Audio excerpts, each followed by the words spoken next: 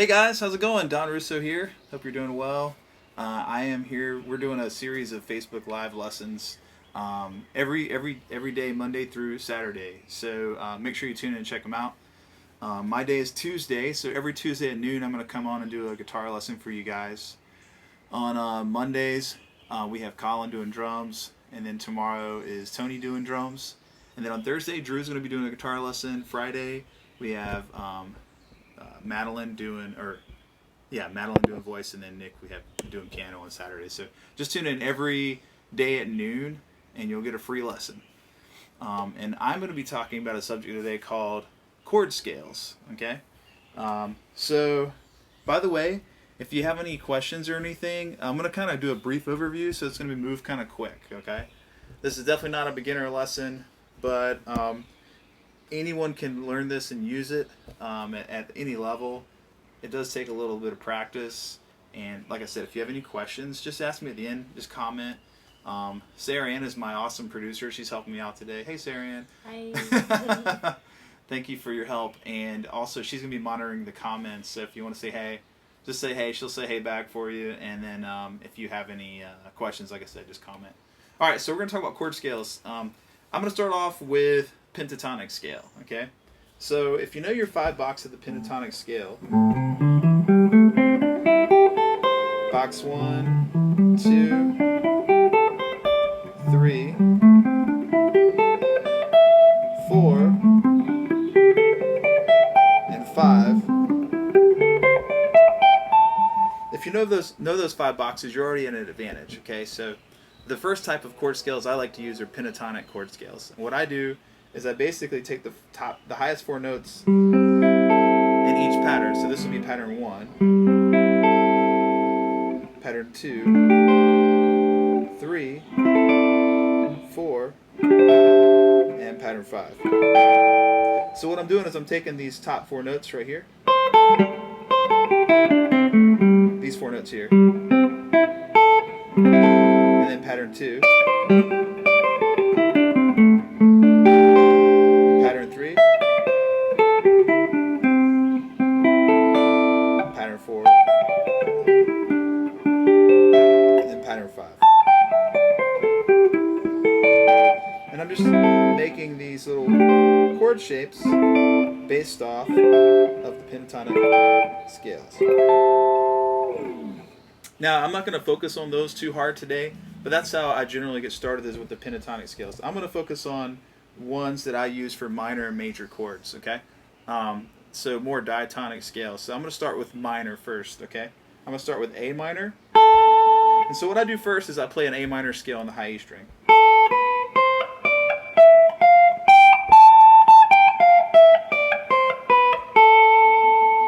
Cool? And if you don't know an A minor scale, it's a whole step, half step, whole step, whole step, half step, whole step, whole step. And for this purpose, I'm going to skip the 6th note, okay? And I'll tell you why in a bit. I like to create chord scales that are going to be useful for either an Aeolian or a Dorian minor. If you don't understand that, basically an Aeolian minor has a flat 6 in it, and a Dorian minor has a natural 6, okay? So because they both have different 6s, I like to skip the 6 personally and just not even use it. Unless I'm doing Dorian, then sometimes I'll definitely will use the 6 a lot. But for this purpose, I'm not going to play a 6. That way, these chord scales can work for either your 1 chord, or your minor 1 or your minor 4 chord, or if you're in a major key, it would be your 2 and 6 chords. But so here we go. Check it out. I'm going to try to make this. I'm going to simplify it for you a little bit. So for each of these notes, I'm going to skip the 6. What I'm going to do is I'm going to create a chord shape for each of those. Okay, so the first chord shape I use is just straight across the 5th fret right here for A minor. This will be a dominant 7, a flat 3rd, a 5, and a root. Just the 5th fret straight across. Okay, and then for my 2, what I use, I just add my pinky like that. And then for the flat 3rd, here's the shape I use. It's 7, 7, 8, 8 with the frets. And the notes or the chord degrees would be root 4, 7, flat 3. So I got. And then for the 5th, I use the same shape that I used for for the fourth, I use the same shape that I use for the flat third. So these are the same exact shapes. So cool.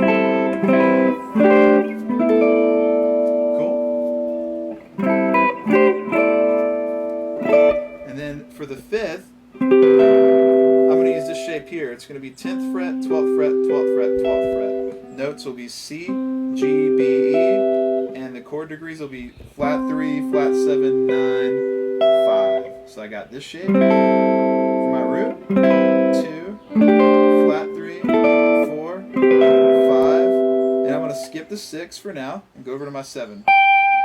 Now my 7 is going to be the same shape as I use for my 3 and 4. This is like the magic shape, by the way. If you ever want to, like, you know, play a chord shape and, you know, 9 times out of 10 be right, just play this one here. So that's a 7 on top. I've got the frets are 14, 14, 15, 15, and it's going to be 5 root, 4, 7, or note-wise E, A, D, G. So I got root, 2, flat 3, 4, 5, 7, and then I'm back home to my root.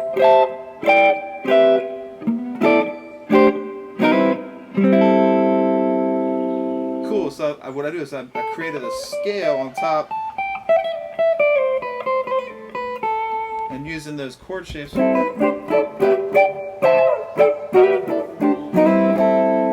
kind of flesh them out and make them sound a little bit better. So what I'm going to do now is kind of like just demonstrate how I can use these for you, okay? So what I'm going to do is just kind of like play a little funky groove in A minor and just improvise around those shapes. Here we go, check it out.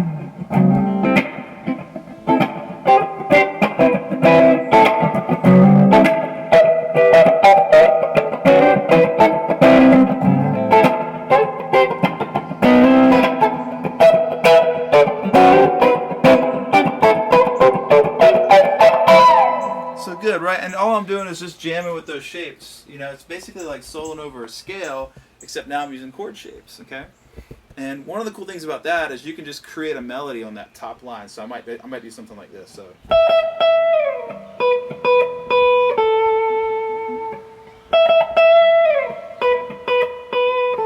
right, and all I do is add the chord shape that goes with it, right? Just check it out.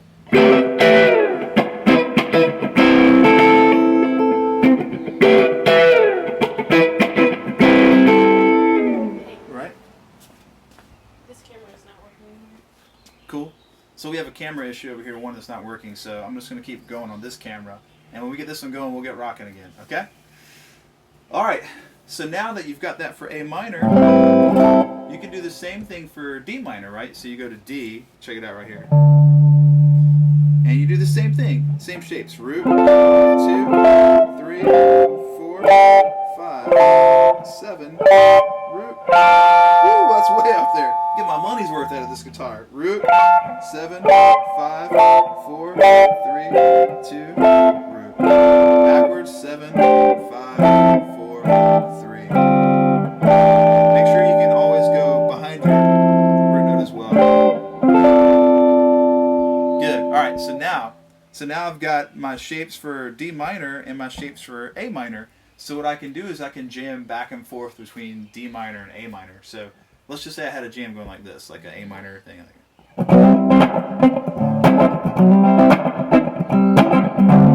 D minor, A minor, D minor, right? Just back and forth like that. Okay, check it out. Watch this. Here we go. A minor, D minor.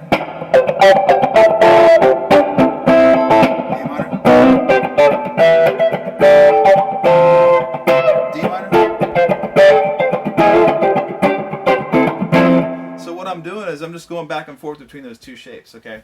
How do you practice this? That's a great question. First of all, get each of the shapes down where you memorize them cold, right? You just know them like the back of your hands. And then what I do to practice is I would go like this. I would go A minor, and then the closest shape to D minor, and then A minor, and then the closest shape to D minor, which in this case happens to be the same shape. Then A minor, D minor, A minor, D minor. Whoops. So is just kind of like basically practicing shifting gears between A minor and D minor, A minor and D minor, moving up and then back down the neck like this, like A minor, D minor, A minor, D minor, A minor, D minor, A minor, D minor. And just really going back and forth, moving up and down the neck, going to the next closest shape you can go to. That's a great way to practice it, okay? Now, like I said, this is a brief overview. I know it's a lot to take in, so if you have questions, ask at the end. And then, of course, if you shameless plug, if you need lessons, I highly recommend it. As you can get a lot more done with some one-on-one attention. All right, so here we go. These minor shapes can also be used for their relative major shapes. Okay, so what I mean is, like, and a lot of you know this already, every minor and major have a relative to each other. So, for example, C major is relative to A minor, right? And F major is relative to D minor. So you can use the A minor shapes for C major. You can use the D minor shapes for F major. So let's take those A minor shapes like this. These.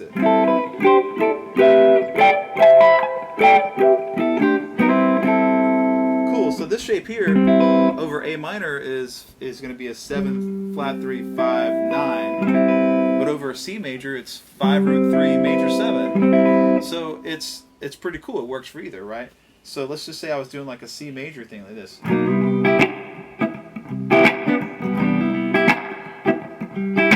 So that if I was just jamming over C major, I could use those same shapes.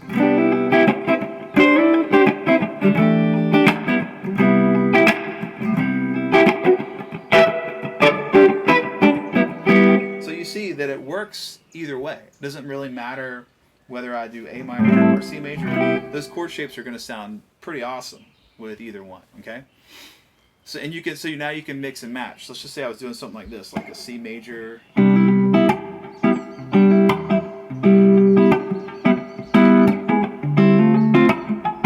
a D minor type thing.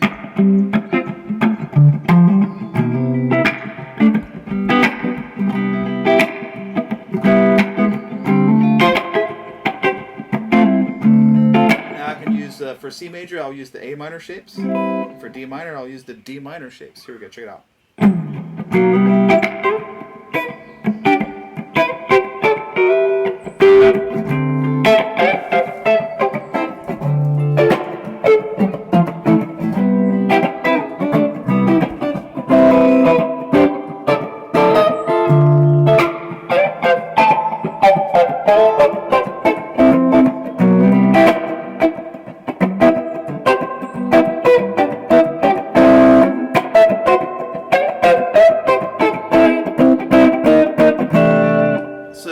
Idea. I'm just basically using the A minor shape to the D minor shape, just kind of back and forth between the two. Now from there, it's like there's like an endless world of things you can do. This is just only major and minor chords, right? You can take you can do like a dominant 7 chord scale. You could do it with altered dominant. I mean, you could do it with literally like anything. I know I'm maybe talking over some of your heads right now. The idea is to take a scale and to create chords that go with that scale. Now, a couple more little tidbits just before I leave you, and then I'll take some questions, okay? What do you do about in-between notes? Like if I want to do something like this. Like add a little chromatic note. That's a great question, okay? So here's how I tackle that. So if I'm going from this shape here to this shape here, there is a note in between. So I could go... Sorry, my cat's peeking through the blinds over here. Hey, Max! I'll introduce you to him sometime. So check it out, this little thing here. In A minor, the way I do it is, whatever chord shape I'm approaching, if I'm moving up, I move up into that chord shape, or if I'm moving down, I move down into that chord shape. Let me show you what I'm talking about. So if I'm going from here to here, I'm always going to lead in with the shape that I'm going to. So check it out. I'll half step into that shape. And if I was going the other way, I would half step back down in that shape. feel me? Let's check it out. Let me do another example. Let's say I was going from this shape to this shape. I'm going to lead into this shape by using that shape. And the other way, so check it out.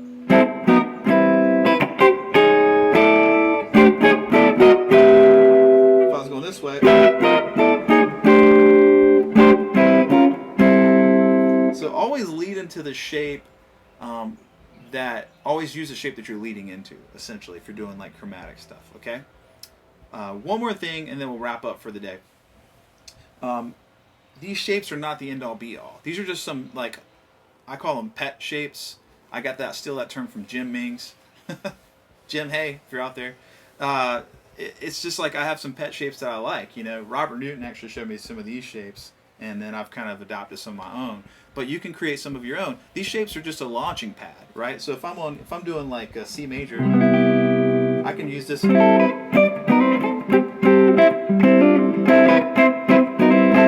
know this is 5 root 3 6, so I can add a major 7 here, or a 4 here, a 5, a 9. I can manipulate these shapes any way I want.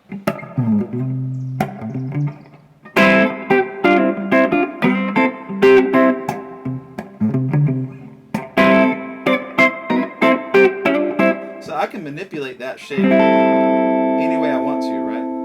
And if I go to D minor, I can just take this shape here. I know this is for D minor, this is 7, 3, 5 root. And I happen to know this is a D Dorian minor, which is a 2 chord. I know I'm throwing a lot of info here. So I could do like, I can manipulate this as long as I'm playing pretty much any note in the key of C.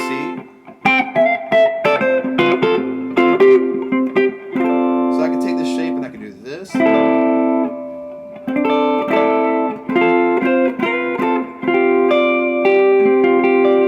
So anything I want to do in there, I have a lot of fun with that.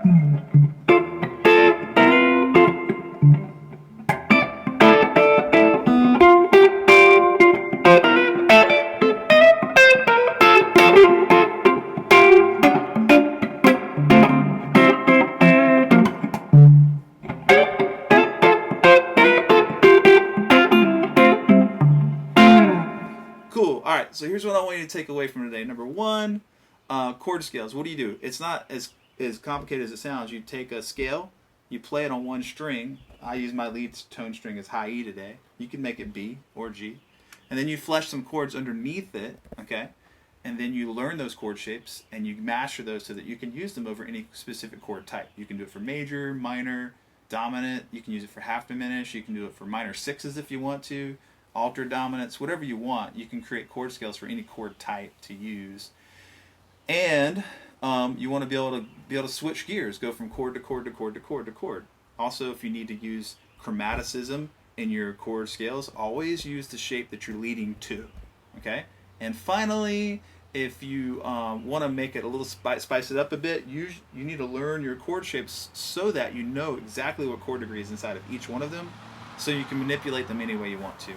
And that wraps our lesson for today. So if you guys are out there, if there's anyone out there, if you have a question, if not, it's okay. Sarian's chilling with me, so she can tell me if there's anything happening over there on the feed. What's going on, babe? We have some people watching.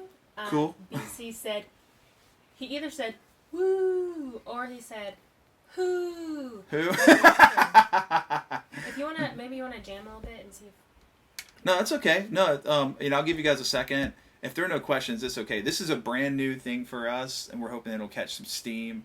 As you guys, we'll be doing it every day at noon while you guys are chilling at home. I know a lot of people will feel like, I guess we'll have cabin fever, a little bit of that shining stuff going on right now, being stuck in the houses and stuff. So we're just trying to give you guys some fun stuff to check out. I'm going to switch mine up. Mine will be a mixture of easy, hard stuff. I'll be working on like stuff I did today, like kind of advanced stuff, but also like just intro to ukulele for some of you guys that just want to learn beginner stuff and learn how to do a new instrument. And like I said, if you see this after the fact, you can still post a question. And if you have a question today, it doesn't have to be about chord scales. It literally can be about anything. So if you guys want to post a question in, I'm going to jam just for a second longer to give you a moment to put questions in. If not, we'll just wrap it for today. Thank you guys for watching. All right, here we go. I'm just going to do a C major to D minor jam.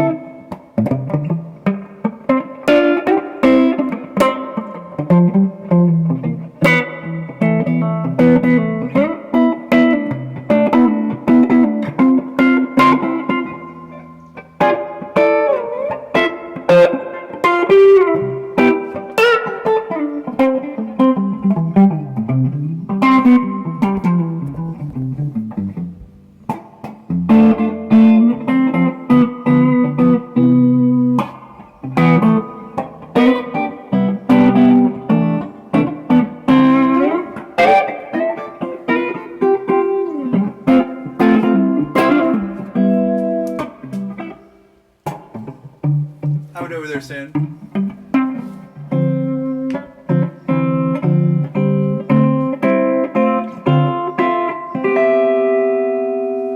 Cool.